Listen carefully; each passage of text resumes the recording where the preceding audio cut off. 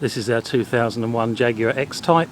It's the 2.5 V6 Petrol Manual, and the starter motor has started to play up, so I'm going to replace it before it fails.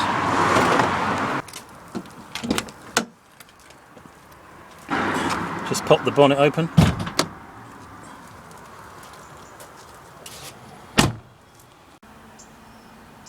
First thing to do is find the starter motor, and it's actually quite easy to find because you can actually see it. There's a solenoid and the starter motor is in there, and it's held with two bolts that are hidden inside there. But obviously you've got to disconnect the battery before you start messing about with the high tension side of it. This is the unit I've bought. It's manufactured by Lucas and is in fact a service exchange unit, which is going to cost me £117. It's as new, although it's obviously not a new unit, it's service exchange. And I noticed it's got a casting mark for 06, so that's probably when it was originally manufactured. It is in like amazingly good condition, as though it's a brand new unit. You can see it's all been properly sealed, and hopefully this will cure the problem. You need to disconnect the battery because this cable is connected directly into the back of the solenoid, and obviously you don't want the system live when you're messing about with the high tension side. For Christmas I was bought this really brilliant electric ratchet, so I thought I would use that to disconnect it. Still need a small spanner to hold the other end in place. I want to do this without taking any of the water pipes off, in particularly this one, because this T-piece is well known for being fragile and can fracture. So I'm just going to need to move these things around in order to get at the connections, because the connections are under that rubber boot, to disconnect that. I've already disconnected the battery. I'm hoping I don't have to take the battery right off the car, but I may have to.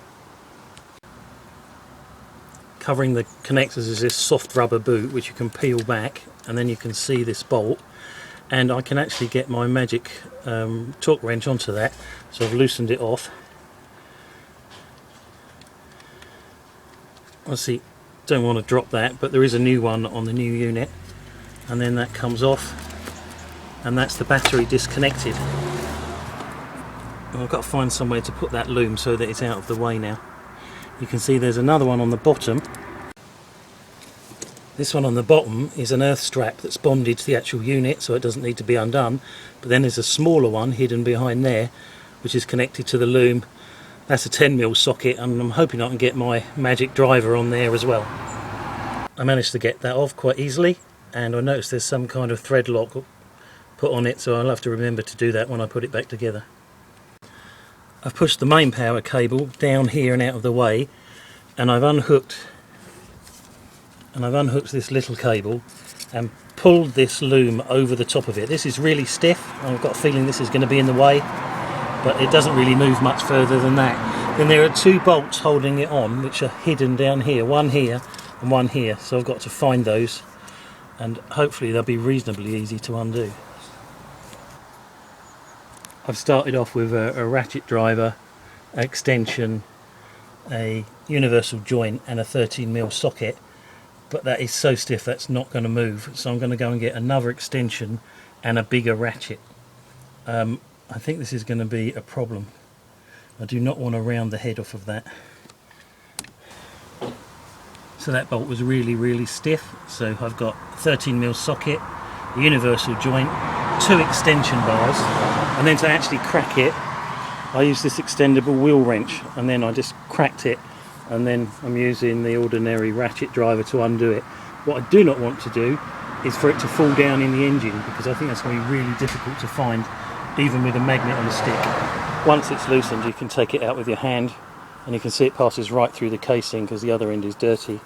When I put that back in, I'm going to coat that in copper-ease to make sure it goes back in easily. The one on the other side is more difficult to get at. You can see where I've put my socket on the end of it, but here there's a plastic connector that's directly in the way. It's pushed in there, so I'm just going to prise that out and move it to one side in the hope I can then get the breaker bar down onto it. The hardest part of getting the other bolt out is actually getting the tool down onto it. So I pulled the wiring out of the way, and there's two looms there. I put the socket onto the bolt head, and then I pushed this bar down through with the universal joint on the bottom and fiddled it into place until it clicked in, and then I've used my wheel wrench to break the bond, and that's actually done that quite easily. On this side, the upper side, you can actually see the bolt, so as you undo it you can work out when it gets loose and then take it out with your fingers without hopefully dropping it in the bottom of the car. That looks like it's fully out, doesn't it? This side has an earth cable, so we better make sure to clean that all up and make sure it goes back on when it goes back together. Looking at the unit on the bench, you can see it's got two dowels here, so I'm going to have to shock it upwards to get it off. I'm pretty sure there isn't any kind of gasket here, but this will have seized in, so I might have to get an application stick to sort that out. Because this is the original motor and it's obviously 22 years old now, it really doesn't want to come off. So I started off by shocking it with a large piece of wood onto the body and then shocking it sideways because it needs to rotate out. I really don't want to break it because it's surface exchange and they might not give me my money back. So I've also got the screwdriver of doom, which is made out of a Rolls-Royce Merlin engine conrod, and I've got it into there and I'm slowly prising it out gently because I don't want to damage any of the mating surfaces. So I had to up my game and I went and got the crowbar and I used that to prise one end out, and I don't know if you can see, but it's all corroded in there.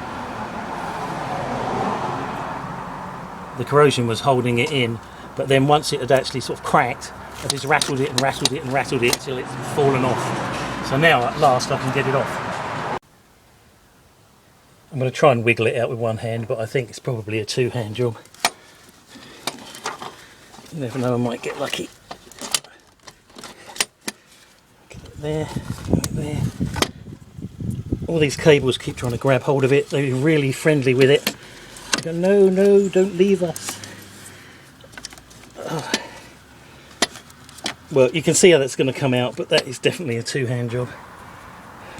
So if you draw it up towards you and get it to pass underneath the throttle position sensor and the brake master cylinder, you can actually then just gently work it out. And that's the way it's got to go back in, like that. Clean all those mating surfaces up down there. I'll probably try and get a wire brush on there if I can, and plenty of copperies just to make it easier to put it back. And there you can see that's an 01, that's the original one off the car. I can't see a brand name on it. Part number. Oh, it's actually just got Jaguar written on it, so they're not going to tell you, but this looked almost identical to that Lucas one that I've bought. Yeah, it's pretty sure that they are exactly the same, aren't they? So that's a Lucas part. I'm glad I bought that. I had a choice of four. Two brands I'd never heard of, and the other one was Bosch, but that was 50 quid more. Bosch are really good, but Lucas are really good too. Comparing the two units, this is the brand new one, and this is the Engager. You can see that moves easily. This one, that barely moves. That's completely seized up. So it's pretty likely that this shaft here is knackered, and that's why it needs to be replaced. So that's what it's supposed to do. I'll put it on now. So that has to dive down through there, over the water pipes, and into that gap. I can't do that with one hand, so I can't film it at the same time. If you let it fall under its own weight while pulling this cable out of the way, it will drop down into that hole, and then you can turn it in and then just move it until it's actually located with the two lugs, and then we can try and put the bolts back on. I've coated the bolts in copperies just to make it easier to wind them in as far as possible by hand. Getting it back on was easier than I thought it was going to be, but it's still very fiddly and frustrating. If you put the back one in first, there's more hand room here, so you can get your fingers on to it and tighten it all the way down. The one on the other side, which has the earth cable, is more difficult to get at, but you can just twiddle it in with your fingers and then drop the extender bars down to do it up tight. I've put this plastic connector back into its holder. This one's loose still because I obviously need to then connect this onto the lower one and then the power one onto the top one, and then that's the actual installation finished. I just need to connect the battery up and hope that it starts first time.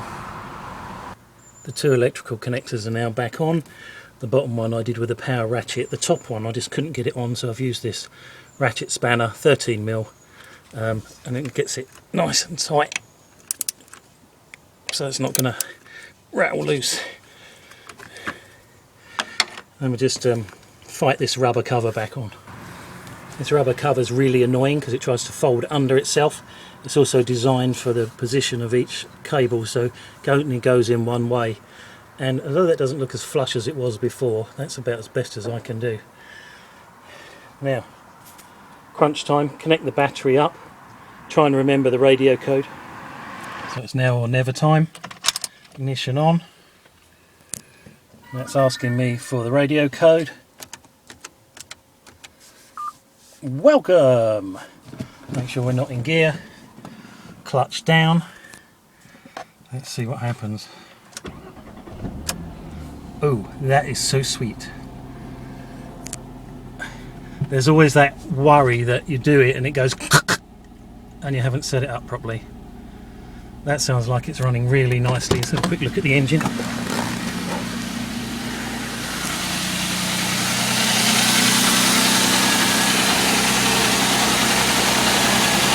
Yeah, all sounding good. All looking like it did before I took it apart. Just need to put the battery cover on. Coming down off the auto advance. Sounding really sweet.